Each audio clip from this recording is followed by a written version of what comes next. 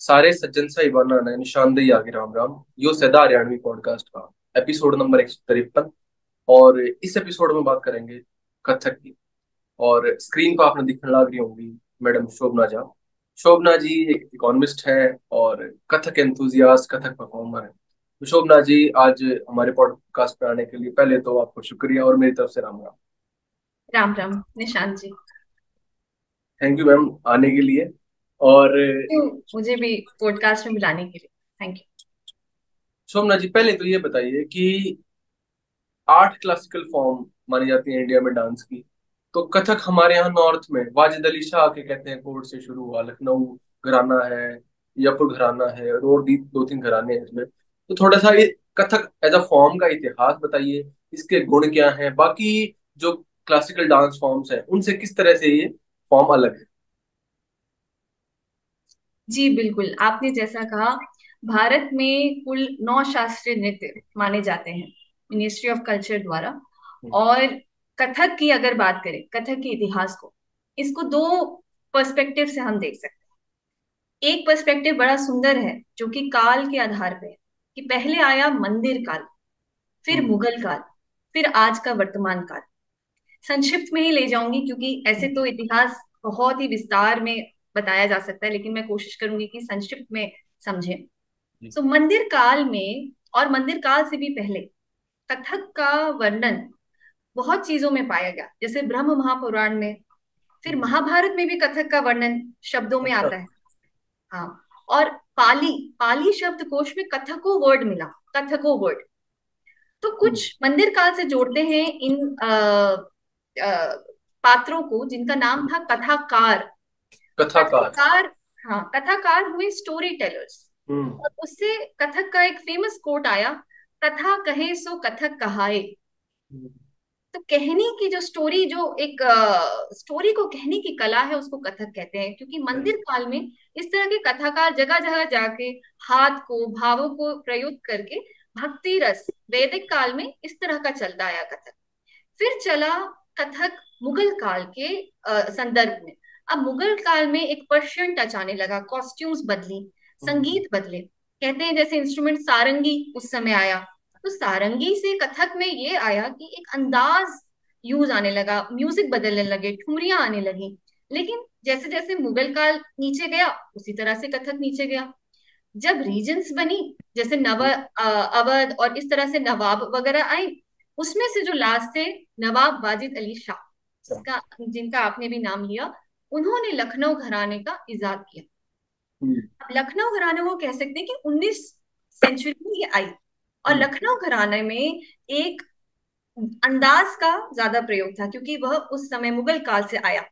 लखनऊ घराने के साथ साथ जयपुर घराना और हम्म, बनारस घराना, जी, ये भी डेवलप हुए। और इनमें भी वो रीजन स्पेसिफिक डेवलपमेंट दिखी, जैसे जयपुर घराने राजपूत से जोड़ा जाता है।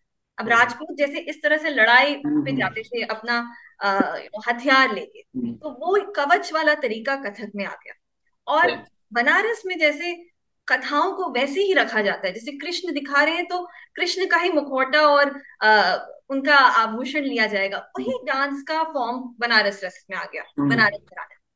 तीसरा, जो आखिरी 1947 से हम ले लें, भारत में जब स्वतंत्रता आया, तब आया हम्म, आधुनिक काल कथक का शुरुआत। जी, जैसे चित्रकार थे, फिल्म मेकर, झनक झनक पायल बाजे की फिल्म सही। शांताराम द्वारा, उसमें आपको पता हो शायद, गोपी किशन जी, है ना, हम्म, जो फेमस, उसमें परफॉर्म भी किए हैं और एक्टिंग भी किए हैं और गाने का निर्माण, वहां कथक की झलकी दिखी। और फॉर्मल रूप में संगीत नाटक अकेडमी ने जब हर शास्त्रीय नृत्य को जोड़ा, उसमें कथक में भी कथक की प्रमाणता बढ़ गई। हम्म, और इस तरह से मंच प्रदर्शन चालू हुआ, मंच पे प्रदर्शन देना। 2020, जैसा कि अब हम 2023 में हैं, हम्म, अब मंच प्रदर्शन बहुत अलग हो गया है। अलग हो गया है मतलब, इसमें एक कथक की सबसे खास बात यह है कि इसमें एक बंधन नहीं है कि आपको मंच प्रदर्शन कैसे सोचना है।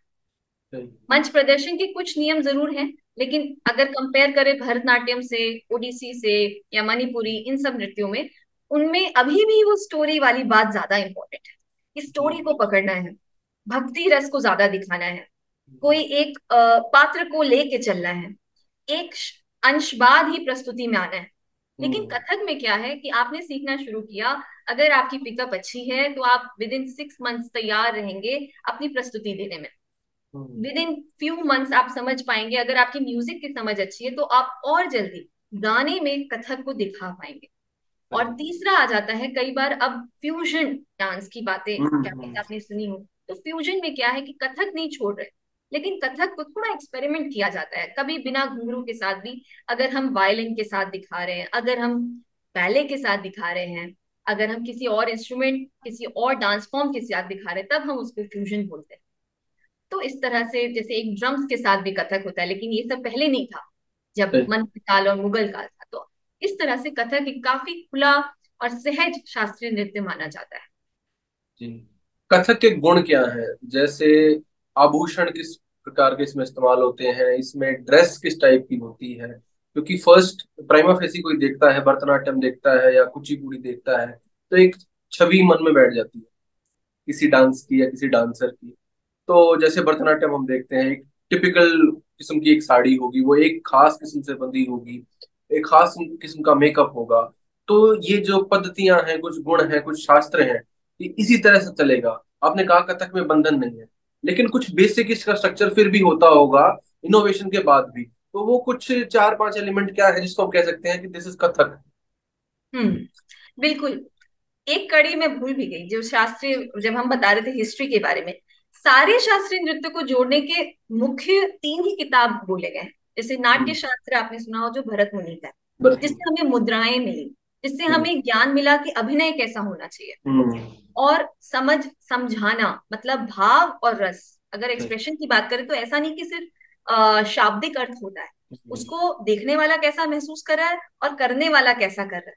इन छोटी छोटी बारीकियों पे कथक या कोई भी डांस फॉर्म से पहले ही लिखा गया था। हम्म। अभिनय दर्पण एक है नंदिकेश्वर द्वारा, और संगीत रत्नाकर है शारंगदेव जी द्वारा। तो ये हम्म। जो 3 किताबें हैं, इससे रूल्स आए, एक तरीका आया कि कैसे शास्त्रीय नृत्य को होना चाहिए। हम्म। उसको कथक ने भी लिया साझा, और हर घराने में देखा गया। अब मैं बात करूं, अगर एक्चुअली कथक में तीनों घराने के हिसाब से कुछ कुछ हम्म। वेशभूषाएं में सब में फर्क है। तो एक एक करके लेते हैं। अगर लखनऊ घराना ले, तो लखनऊ घराना में सुंदरता, अंदाज, और इसीलिए कॉस्ट्यूम जो है, कॉस्ट्यूम में ज्यादातर अंग रखा होता है, जो हम्म। कि पूरा ऊपर से नीचे एक, एक घुटने तक उसकी लेंथ होती है। और घेर बहुत सुंदर होता है, और दुपट्टे में काम रहता है, और ज्वेलरी में भी थोड़ा भारी रहता है, क्योंकि उसमें अंदाज और सुंदरता पे ध्यान है। ये मैंने फीमेल के लिए बताया। अगर हम्म। मेल परफॉर्मर की बात करें, तो मेल में भी एक छोटा सा, जैसे आईब्रो बना रहे हैं तो आईब्रो के आगे थोड़ा गोल बनाया करते हैं वो लोग, क्योंकि वो चीज को दिखाना चाह रहे हैं कि हम अंदाज और सुंदरता पे ध्यान दें। सही। अब जयपुर घराना में देखें, तो जयपुर घराना अगर मेल परफॉर्मर है या डांसर है, तो एकदम कुर्ता पैजामा और दुपट्टा, हम्म। बिल्कुल। मतलब इसको हम क्या समझेंगे, हम कहेंगे कि हम पूजा में भी तो ऐसे ही तैयार होते हैं। हम्म। लेकिन इसको ऐसे जोड़ सकते हैं कि एक शाइन होनी चाहिए, एक परफॉर्मेंस होता होना चाहिए।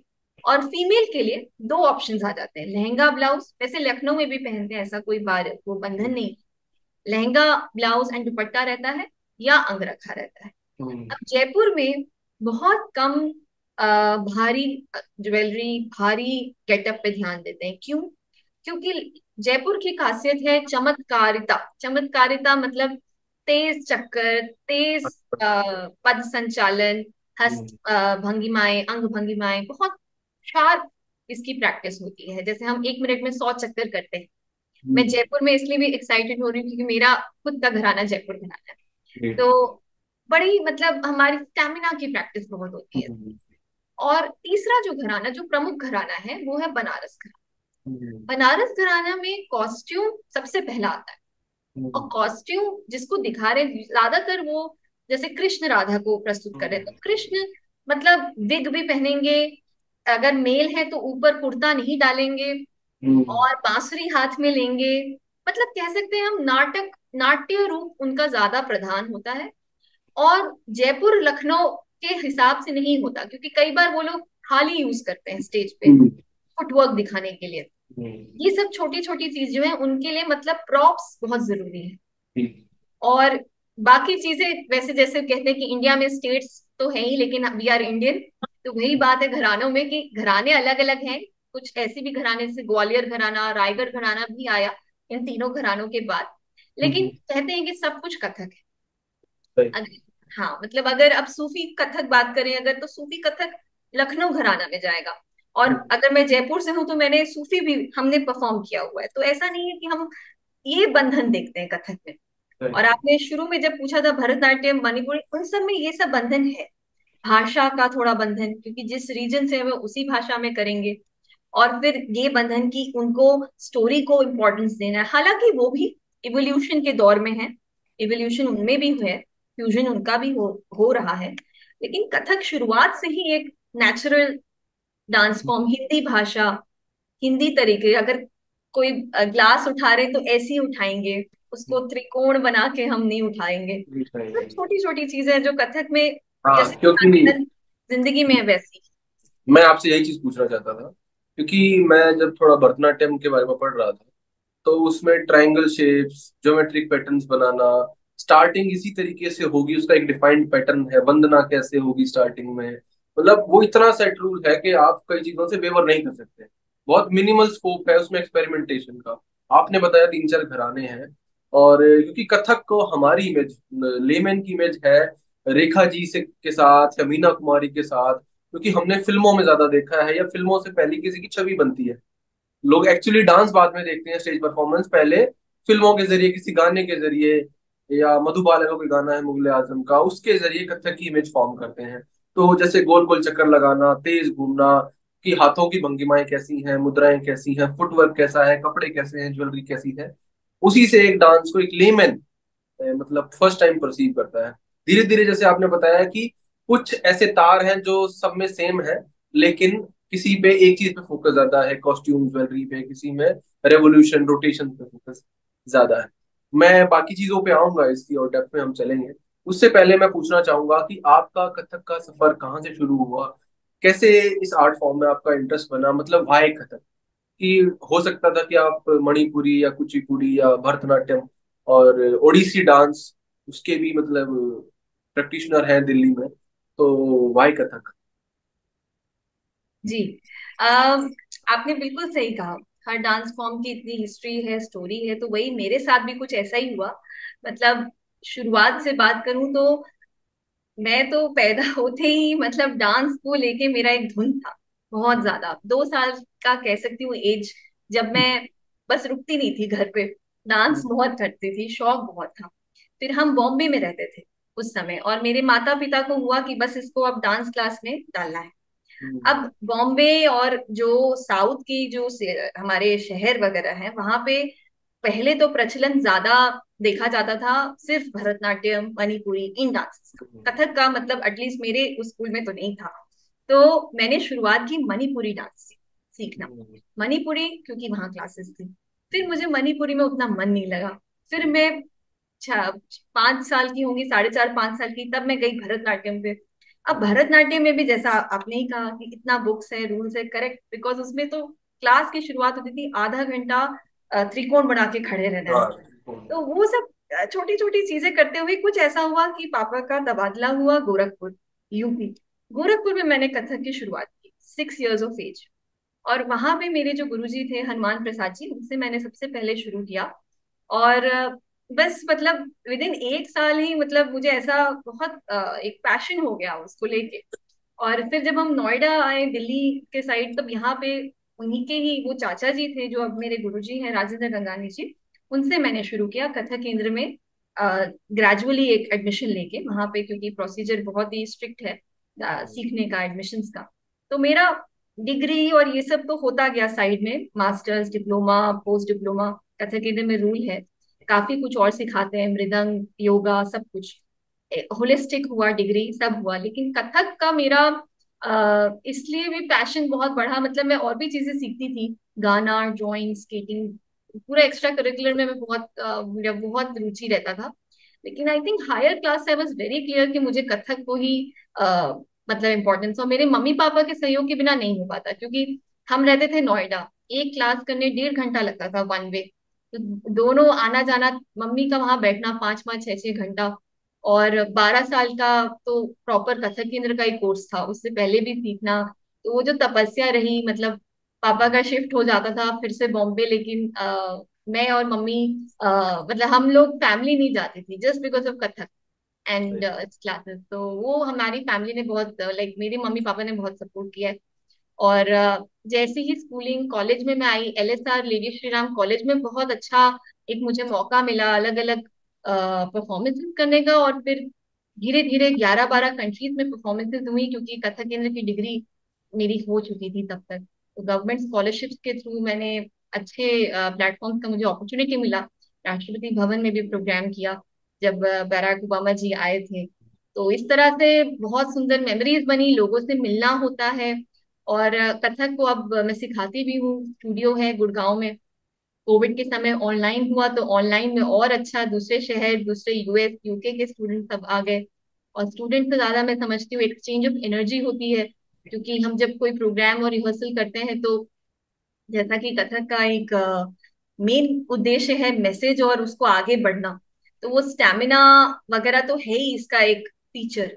लेकिन मुझे, क्योंकि मैं पढ़ाई में भी बहुत इंटरेस्टेड रही हूँ बचपन से, और अभी भी मेरा पढ़ाई की तरफ इक्वली बहुत पैशन है उसमें भी, तो मैं कथक को दोनों लेके चलती हूँ कि कैसे उस पैशन को एक नॉलेज पर्पस से भी आगे लेके चले। और इसीलिए मुझे ये आपका पॉडकास्ट भी बहुत अच्छा लगा कि आपका उद्देश्य है कि आप समझा भी रहे हैं आर्ट फॉर्म को और आप इसको जागरूकता की ओर ले जा रहे हैं। Thank you. Thank you for coming और इतना टाइम देने के इस विषय पे। आपने बात की अपनी मदर की कि उनका कितना डेडिकेशन रहा आपके साथ। तो पेरेंट्स के सपोर्ट के बिना लाइफ में बहुत सारी चीजें नहीं हो पाती। So it's a truly inspiring story, कैसे आपकी मदर आपके साथ बैठी, मतलब वेट करना बिना किसी काम के वहां पे, just to stand and wait कि मेरी बच्ची अंदर गई है and I to like be there for her. तो ट्रूली इंस्पायरिंग उनका डेडिकेशन है। और शायद मदर आपके बनने में आपकी मदर का भी बहुत बड़ा हाथ है, आपके फादर का भी, आपकी फैमिली का भी। शोभना जी, आपने बीच में बात की कि कथक के साथ संगीत जो है ना, वो दोनों एक तार एक सामने चीजें हैं दोनों। क्योंकि मैं देखता हूँ जो नाचना जो है, नृत्य जो है, वो संगीत के बगैर अधूरा है। आप किसी धुन किसी ताल उस पे नाच, तो संगीत की समझ होना कथक जैसे डांस के लिए, डांस इन जनरल, जो इंडियन क्लासिकल डांस है चाहे भरतनाट्यम है, वो भी किसी धुन पे होगा। लेकिन कथक में उसकी कितना महत्व है, ठुमरी को समझना, गजल को समझना, नज्म को समझना, उनके बेसिक उसकी लय को समझना, उसके साथ स्टेप्स मैच करना। तो एक अच्छी म्यूजिक की समझ होना और डांस की समझ होना, ये कितना जरूरी है, और इसमें म्यूजिक का क्या हिस्सा है डांस के साथ साथ। बिल्कुल निशांत जी, आपने एकदम बात पकड़ ली। क्योंकि म्यूजिक के बगैर, म्यूजिक के नॉलेज के बगैर कथक में एक वो उसको कहते हैं कि उसको इंजॉय करना हम्म। पूरा असंभव है। क्योंकि कथक में तो बात ही ताल लय और रिदम पे, हम्म। सब कुछ हमारा स्टार्ट होता है काउंट्स, काउंट, और फिर काउंट के डिजाइन, काउंट का एक चलन। ऐसे तो कथक की नहीं, सारे शास्त्रीय नृत्यों में हम्म। तालों का, जो नाट्य शास्त्र से आया, कम से कम 200 से ज्यादा ताले हैं। मतलब हम्म। इतने काउंटिंग के पैटर्न्स हैं। उसमें से हमने कथक में जैसे लिया 16 मात्रा। अब हम्म। 16 मात्रा की समझ अगर हमें यहाँ तक नहीं समझ आ रहा है कि इसको रिदम में कैसे बोलना है, फिर रिदम्स को चेंज कैसे करना है, तो इसमें समय लगता है। लेकिन कभी कभी ये नेचुरल होता है किसी के लिए। अब वो नेचुरल हो सकता है दो वजह से। अगर गाने की नॉलेज हो पहले से, क्योंकि गाने में भी हम लय को, ताल को फोकस देते हैं। और गाने में सबसे ज्यादा फोकस हम देते हैं धुन को, या जरूरी नहीं आपको सुर में होना है, बेसुरी भी आप अगर हैं, तो वो हम्म। एक जो रिदम होती है ना, गाने में भी एक जो धुन का एक ऊपर और नीचे चढ़ाव उतार जो होता है, हम्म। वो समझना किसी किसी के लिए नेचुरल होता है, मतलब इंटरेस्ट होता है। और किसी किसी को वो समझने में थोड़ा समय लग के फिर वो उस चीज को एंजॉय कर पाते हैं। क्योंकि कथक में तो हम बहुत डेप्थ में जाते हैं, मतलब हमारे लिए basically it is a vocabulary, एक शब्दकोश है, कथक स्किल है। उसके बाद हमें खुद बनाना है, हमारा रिदम हमें खुद बनाना है, हमारा ताल हमें खुद बनाना है। एक प्रस्तुति में मैंने 9.5 मात्रा प्रस्तुत किया था। अब 9.5 के लिए मेरे गुरुजी ने भी मुझे उसमें कॉम्पोजिशंस का बस डायरेक्शन समझाया और फिर उन्होंने सिखाया। लेकिन मैं इस पे फोकस दे रही हूँ कि 9.5 को कैसे सोचे। अब 9:30 को काउंट कैसे करें? और ऑडियंस को भी हमें शामिल करना है। सबसे सुंदर बात यह है कि गाने को अगर हम समझेंगे तो हम उसको अच्छा दिखाएंगे, या ताल को हम समझेंगे तो हम उसको अच्छा दिखाएंगे, ताकि ऑडियंस भी हमारे डांस को समझ पाए। हम्म, अल्टीमेटली प्रैक्टिस कर रहे हैं जिसमें अपना अध्ययन है, लेकिन जब परफॉर्म कर रहे हैं उसमें ऑडियंस भी हमारा रिस्पॉन्सिबिलिटी है। तो दैट इज वेरी इंपॉर्टेंट कि संगीत जरूर, ज्ञान हमारी बढ़ती रहे संगीत में और लय में, ताल। बिल्कुल बिल्कुल। और संगीत के साथ एक जो अति आवश्यक चीज है किसी भी डांस फॉर्म में, वो नृत्य में निहित ही है। भारत मुनि जो है लिखते हैं नाट्य शास्त्र में, अभिनय। क्योंकि आप एक तरह से अभिनय भी कर रहे हैं, यू आर एक्टिंग। चाहे डांस कर रहे हैं अपनी भंगिमाओं के थ्रू, उसमें वाचन का भी एक हिस्सा है। मैं बीकानेर हाउस में आया था तो आपके ग्रुप का मैंने डांस परफॉर्मेंस देखा, तो उसमें वाचन भी है इनिशियली। तो वाचन हो गया, ये सब अभिनय से जुड़ा हुआ एक, मतलब ये रस वहां से निकल रहा है। एक ये कला है, भंगिमाएं होगी आपकी, आपकी आंखें, आंखों की मुद्राएं कैसी हैं, फेस का एक्सप्रेशन कैसा है। तो मुझे लगता है कि जो कथक सीख रहा है, कोई डांस फॉर्म सीख रहा है, ही और she can also be a very good actor. क्योंकि वो भी म्यूजिक, डांस और अभिनय, ये तीनों जो फॉर्म्स हैं, एक थिएटर ही है मतलब, और लाइव ऑन स्टेज एक परफॉर्मेंस आप दे रहे हैं। तो मुझे लगता है कि अभिनय का भी अंग है म्यूजिक के साथ साथ इसमें। आपके क्या विचार है, मतलब अभिनय वाला जो पोर्शन है, मैं ठीक पकड़ रहा हूँ या इसमें कुछ और एलिमेंट? नहीं, बिल्कुल आपकी बात प्राचीन काल में भी बोली गई है, क्योंकि नाट्य शास्त्र में भी इसको बोला गया, नृत्य, नृत्य और नाट्य। तो नृत्य और नाट्य पहले आया। नृत्य हुआ जिसमें कोई एक्सप्रेशन नहीं है, अगर हम सिर्फ हाथ पैर अंग संचालन को प्रैक्टिस कर रहे हैं तो वो हो गया नृत्य भाव। फिर हो गया नाट्य। नाट्य सिर्फ एक्सप्रेशन कर रहे हैं, यानी कि थिएटर, सिर्फ एक्टिंग कर रहे हैं। लेकिन तीसरा जो हम करते हैं नृत्य, यह जब आ जाता है, नृत्य जब बनता है, तो उसमें दोनों शामिल है, नृत्य, नाट्य, और ताल लय पे आधारित, यानी कि रस उत्पन्न करना। अगर रस उत्पन्न करना है मतलब हम जो प्रस्तुत कर रहे हैं, हम भाव प्रस्तुत कर रहे हैं। हम जैसे कोई श्रम दिखा रहे हैं, सपोज हम लेबर मतलब मेहनत को दिखा रहे हैं, श्रम या गर्व वाला एक भाव दिखा रहे हैं। अगर हमारे दर्शक में वो भाव का रस उत्पन्न हुआ, तब हमने नृत्य प्रस्तुत किया। तो उनको वो एहसास होना चाहिए कि वो भी कुछ ऐसा महसूस कर रहे हैं। और वो महसूस करना मतलब ताल लय संगीत, सब चीज का मिश्रण, सब चीज का अभ्यास। इसमें रियाज की बहुत जरूरत होती है, इसीलिए कहते हैं कि सीखना तो कभी इसमें रुकता ही नहीं। हमारा रियाज कभी नहीं रुकता। सितारा देवी जी 95 ईयर्स की हो गई थी, तब भी वो कहती थी कि मैं अभी भी सीख रही हूँ। तो जिन्होंने बनाया बनारस घराना, वन ऑफ द फाउंडर्स, तो इस तरह से बड़ा सुंदर इसका चलता है। और आपने सही कहा, एक्सप्रेशन और नाट्य, जब हम एक फुटवर्क भी कर रहे हैं ना, उसमें भी इस पे बहुत प्राथमिकता है कि हम अपने चेहरे को, हम अपने एक्सप्रेशन को क्या रख रहे हैं। तो बहुत खूब। और I am enjoying this conversation, hopefully the audience is also enjoying, हमारे दर्शक भी एंजॉय कर रहे होंगे। मुझे बड़ा मजा आ रहा है बात करते हुए। शोभना जी, बात को आगे बढ़ाते हैं। जो मैंने बात की थी पहले कि हम रेखा जी को देखते हैं, मीना कुमारी को, मधुबाला को, उनसे एक खास तरह की छवि हमारे मन में कथक डांस के बारे में इमर्ज होती है कि ये एक शाही दरबारों में होने वाला नृत्य था। एक ये वही संकुचित इसकी ऑडियंस थी, एक खास किस्म के लोग इसे देखने आते थे, एक खास किस्म के लोग इसे करते थे। उसके बाद कथक ने काफी सफर तय किया है पोस्ट इंडिपेंडेंस। हम 2023 में आज ये बातें कर रहे हैं। मैं ये रेखा जी, मीना कुमारी जी का टाइम बात कर रहा हूँ, 50, 60, 70 जो उसकी इमेज थी। अब मॉडर्न इनोवेशन के साथ आपने बात की, तो आपको क्या चेंजेस लगते हैं कथक में, उसकी ऑडियंस आज हाल फिलहाल में? बट लाइक मेरा सवाल जो मैं अगर संक्षिप्त में कहूँ तो होगा कि व्हाट नेक्स्ट फॉर कथक, कि कथक की आगे भविष्य में दिशा क्या है, दिशा और दशा, हाल की दशा और भविष्य की दिशा आपको क्या नजर आती है? बहुत सुंदर प्रश्न, कि ये सीखते सीखते ये प्रश्न एक कलाकार के दिमाग में भी आता है। और यही है कि change is the only constant, yes. परिवर्तन तो नियम है।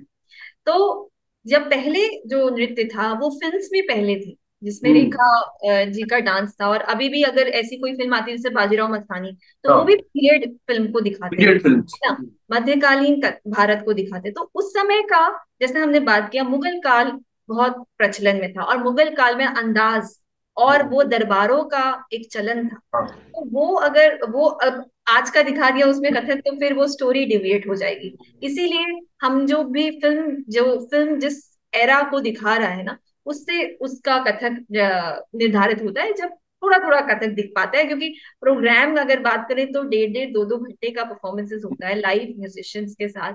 तो उसमें हम इस तरह का, हमें थीम नहीं रखना होता। हम्म, हम आज अगर आधुनिक काल में है तो हम आधुनिक काल का ही उसमें कथक थीम दें। रखेंगे जी।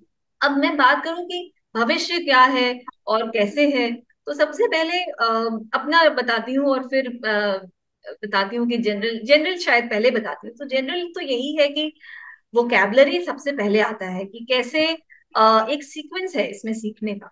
एक सीक्वेंस सीख के ही हम नया सोच सकते हैं। तो हम्म, सीखना जरूरी है, क्योंकि सीक्वेंस पता होना चाहिए क्या रहता है, कि क्या चीजें प्रमुख हैं, क्या ताले प्रमुख हैं। इसमें कथक के एग्जाम्स भी होते हैं, हर शास्त्रीय हम्म, नृत्य में होते हैं। ऑप्शन होता है, आप दो ना दो, लेकिन आपको एक सीखना पहले यात्रा करनी पड़ती है। और उसके बाद भविष्य जो है ना, वो पर्सनल लेवल पे सोचा जा सकता है। मतलब किसी किसी को इसमें ही फुल टाइम करके कथक को एक प्रस्तुति के तौर पे बहुत तरह तरह के प्रोग्राम्स करने में शौक होता है, जो हम्म, कि एक कलाकार के लिए बहुत इंपॉर्टेंट है। और फिर दूसरा जो होता है कि सिखाने में, या स्पिक मैके वर्कशॉप्स जैसे कई बार हम्म, शॉप्स में मैं जाती हूँ, जिसमें हमें 3 दिन में एकदम ही नए, जिन्होंने कुछ नहीं सीखा हो कथक, उनको भी बताना होता है। तो ये तरह का प्रचलन इसलिए है क्योंकि इससे हम अपने कल्चर को भी पढ़ाते हैं, अपने हम्म, हेरिटेज को भी पढ़ाते हैं। तो हमारे लिए, जैसे कभी स्कूल सब में वर्कशॉप होता है तो उसमें सब करते हैं, सब सीखते हैं। तो ये आधुनिक काल की देन है कि स्पिक मैकेज वर्कशॉप्स हो रहे हैं। और अब इसके ऊपर जो मैंने अपना एक देखा है, मेरी जर्नी जो रही है कथक के साथ, क्योंकि मैं पढ़ाई से बहुत जुड़ी हुई हूँ। तो मैंने, जैसे पढ़ाई में मुझे इन्वायरमेंट कॉज, क्लाइमेट चेंज, ये सबसे हमेशा एक जुड़ाव लगा कि सबसे अर्जेंट तो यही है ना, कि हमारे हम्म, चारों तरफ परिवर्तन हो रहा है नेचर का। तब मैंने इसकी शुरुआत की कि हर प्रोग्राम में एक मैसेज दिया, क्लाइमेट पे कविताओं के साथ प्रस्तुति की, हम्म, क्लाइमेट पे लोगों को सिखाया, फिर उसको भी प्रस्तुत में लाए। इस तरह से करते करते मैं इस कॉज में बहुत बिलीव करती हूँ। फिर दूसरा तीसरा कॉज हुआ विमेन एम्पावरमेंट, नारी सशक्तिकरण। मतलब हम सोशल कॉजेस को लेके कथक में दिखाते हैं, और सोशल कॉजेस को आ, मतलब लोगों को भी उसमें शामिल कर सकते हैं, मतलब दर्शक को शामिल कर सकते हैं, जो कि पहले तो बिल्कुल नहीं था, मुगल सही। काल या मंदिर काल, क्योंकि उसमें स्टोरी टेलिंग आज भी है, कथाकार की एक वो झलक, वैदिक काल, सब कुछ आज भी है। लेकिन अब आज का कथक इस पे जरूर आ गया है कि आप क्या नया सोच रहे हैं हम्म, सोसाइटी को शामिल करने के लिए। सही। और दूसरा कि आपकी जर्नी, जो खुद की जर्नी है, जैसे मेरी जर्नी पढ़ाई में है, तो मैं पढ़ाई को कैसे कथक के साथ साथ उसको जोड़ पा के नया कुछ सोच।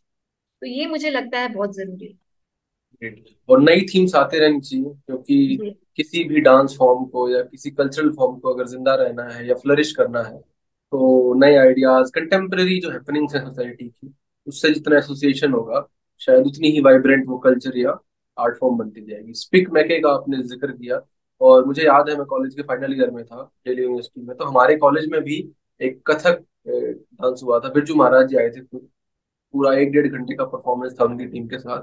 तो आई रिमेम्बर इट विविडली।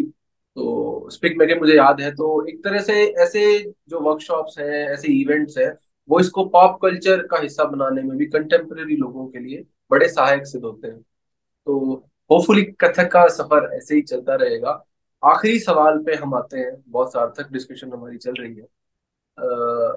आखिरी सवाल ये है कि आप गुड़गांव में रहते हैं, हरियाणा में एमडीयू वगैरह भी जाते रहते हैं कंपटीशन जज करने, बाकी आसपास भी इतने बच्चों को आप ट्रेन करते हैं, शायद टीचर्स को भी। पिछली बार हमने बात की तो आपने सोचा था कि मैं टीचर्स को भी ट्रेन करूंगी इस बारे में। दुनिया भर में आप घूमे हैं कथक की नुमाइश करते हुए।